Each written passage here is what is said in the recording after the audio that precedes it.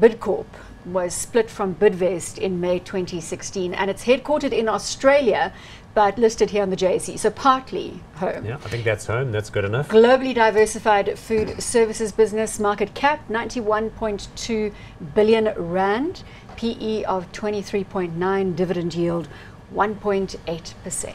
Yeah, so coming out of the Bidvest conglomerate, but it is the sizable or larger piece. And Bernard Berson is the CEO, and I guess he operates out of Australia, but the head office is sort of somewhere, maybe it's wherever he is, whichever plane he's on.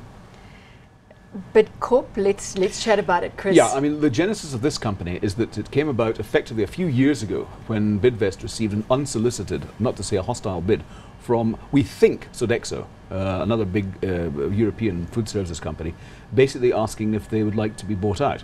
And this jolted them into action, and thought, well, you know, if somebody that big is interested in us, you know, we can really leverage this business, and that's precisely what they've done.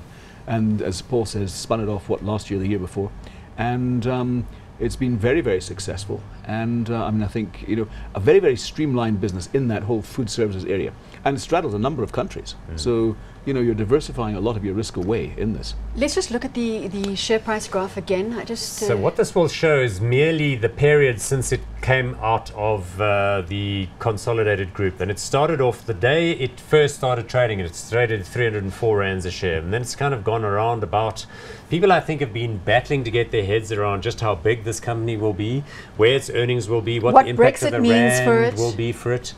Yes, look, I mean, if you look at the overall business, about a quarter of the revenue and profits come from Australia, New Zealand, I guess, is included in Australasia. It's not Monday. You know that it's Tuesday, and your brain should already be working. Another, I don't know, 30% is the UK. So, I mean, that's got a bit of a Brexit issue.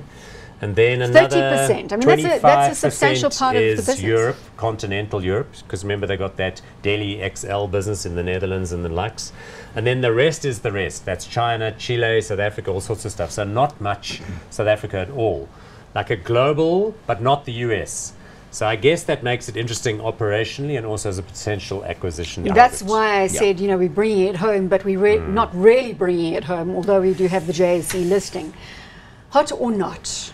I think the dynamics that I mentioned earlier with reference to the North American companies apply here equally in those jurisdictions we're talking about. I'm hot on the stock. You're hot, Paul? Hot, not? Wait, there's one more thing we've got to talk about, management. So Bernard Berson is the CEO, and Brian Joffe, though, is stepping back. He was the executive chairman, but from June, he will no longer be an executive chairman. Because he's focusing on his new listing, Long for Life. But remember, Bernard is a very experienced, he is South African, but he's lived in Australia, he operated in Canada for a while. And then there's David Cleesby, who was always the chief financial officer of the combined business group. Is he now in the Bidcorp fold? He is the CFO of Bidcorp / Bidfood, which is what this business I think will ultimately end up being called. So strong management team. Steady hands. Very much so, and very strong operational managers of all of the divisional heads that they've got. Good tech, all the other sort of good things that you'd like to know. Well, that sounds as though you're leaning towards a hot. Yep, we own some of these in the HotStocks portfolio. We like this theme, and we think the rand could be a little weaker in time,